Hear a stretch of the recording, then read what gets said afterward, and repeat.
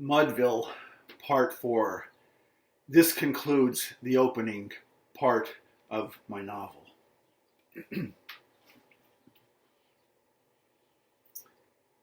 And God looks down from wherever the fuck he lives on this mud-soaked horror, this pestilent cesspool called Mudville. All 20,000 souls damned to hell, except for one or two of the infants, consigned to flames of woe. And the sooner this shithouse hits the fan, the sooner this tabula is made fucking rasa. What the hell? Everyone makes mistakes, God said to himself. But this time he'll get it right. If only his back didn't hurt so much. If only he didn't have that goddamn malignant tumor on his ass. If only he could still throw a perfect strike with a thunderbolt. Everything changes. Every fucking thing on earth and in heaven. And it's goddamn time it is. Once it starts, you can't stop it. He should have never invented it. It's entropy. What them scientists say that no matter what you do, it all turns to shit.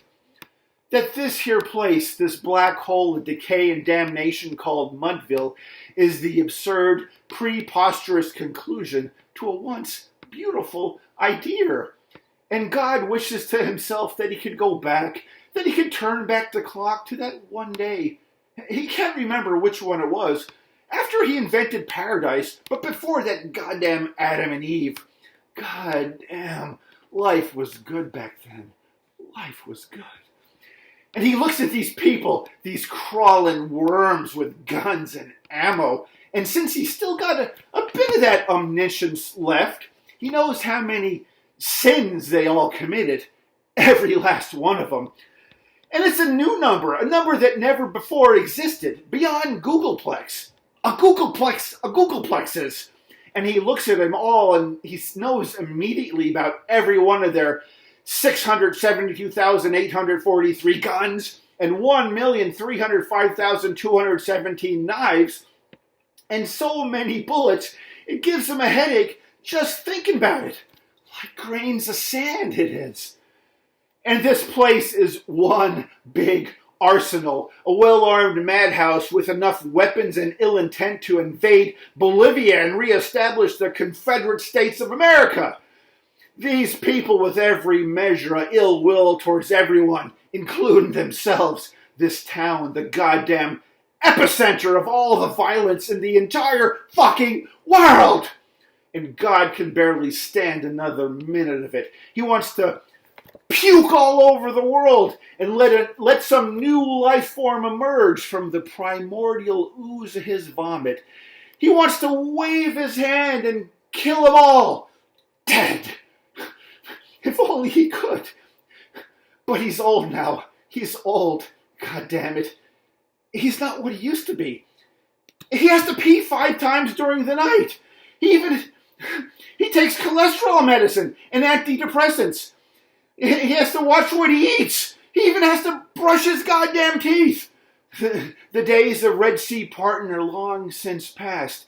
And he looks down upon this powder keg that's the human race, this nitroglycerin factory that's Mudville, and he shakes his head. It's every man for himself, he says, and God against all.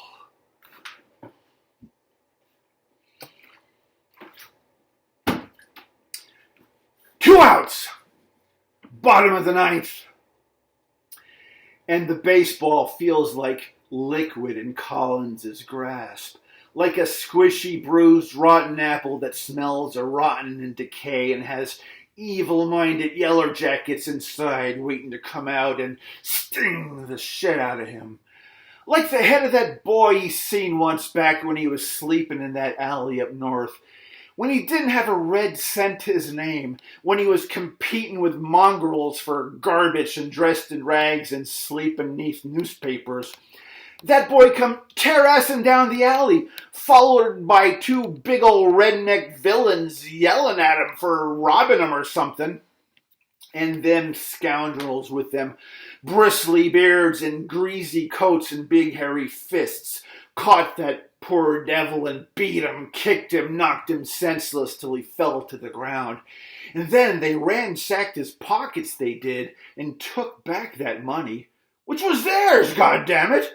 And one of them took his boot, then raised it high in the air. And he, that is to say Collins, just stay there, hid safe behind that crate, peering out.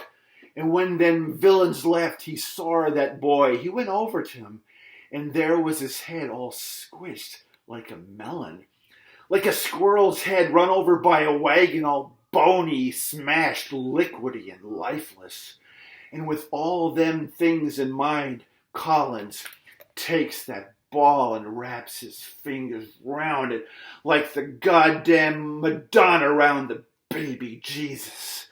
With all them things in his head, he takes his arm and cocks it back like a coiled spring till it snaps and explodes in release. And all them eyes watch as that ball sails through the air. And all them eyes watch as Casey takes a breath, as he strides forward, as he whips that bat around like an axe. Like a big old hickory, smooth, pine tar stained, steel-headed weapon of doom. And there it is, as the ball arrives, as the bat swings out, as the air recoils, as the bat swings past, as the ball sneaks by and explodes in the waterlogged catcher's mitt. Strike three! Strike three! Strike three! And Collins says, yeah. And for a split second, he's happy. He's overjoyed. He's elated. And Casey says, shit. And for a split second, his whole goddamn spirit dies inside. He feels it pass away like something extinguished for good. And for a split second, the crowd, the entire crowd, the whole godforsaken town of Mudville takes a breath of shock and utter disbelief of the Yankee horror again revisited. Every dream that's dashed, every hope destroyed, every southern innocent raped by northern greed. And here it is again. All of it.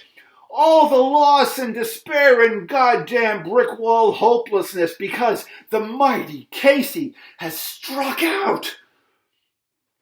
And 20,000 people say, what? And before they can say, why? Their plea, their imprecation to that miserly sumbitch God up above, they grab the butts of their guns, the handles of their knives. And if they forgot to bring them, then whatever they can find that can bash in the head or slit a throat. And a split second later, like some goddamn biblical calamity about to unfold, all 20,000 evil-eyed sons of bitches rush the field in the direction of Collins, in the direction of Casey, in the direction of anyone on whom they can unleash their whirlwind, their fury. And what happens next is a blur.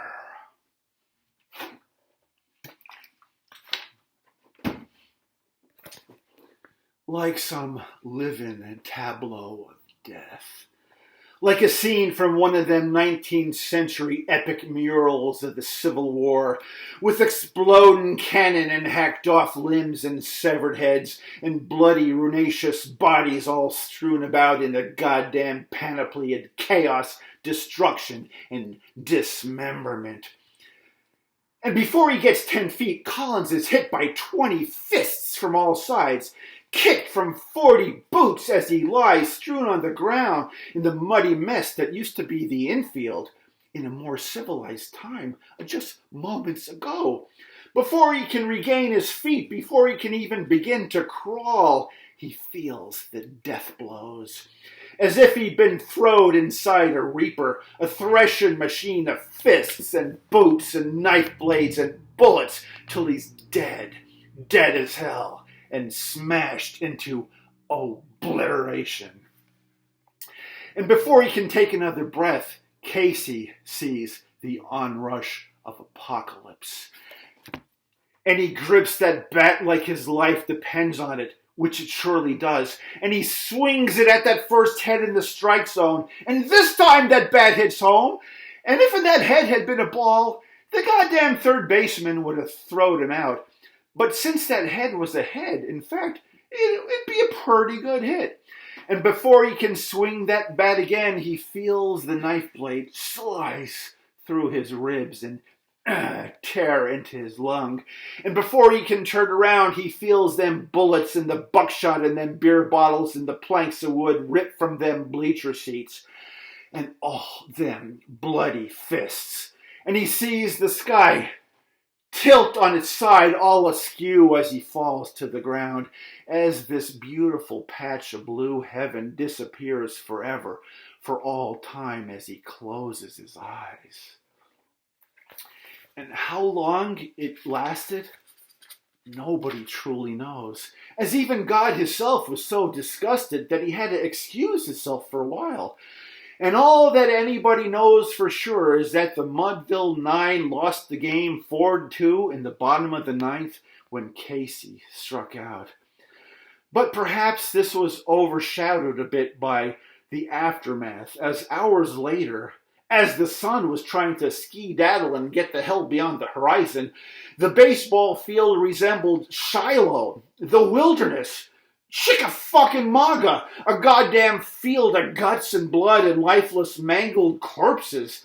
And even the stadium itself was in flames, having been set ablaze during the catastrophic events following Casey's strikeout, to burn to the ground before the night was through, along with most of the town. And them that survived, them that was left, walked from here, staggered from there, through the bodies, through the flames, like them prisoners of Andersonville, their bloody wounds, their blood-stained hands, to the perdition that was Mudville. For contrary to what they all thought and believed, in them moments of reflection that night, when they realized what they done and who they lost, God had not abandoned them after all, as he come back after dinner in a nap, after it was all over, after the last bullet had been spent, and he looked out on it all, on this great, big, horrible, bloody mess, and he said to himself that it was good.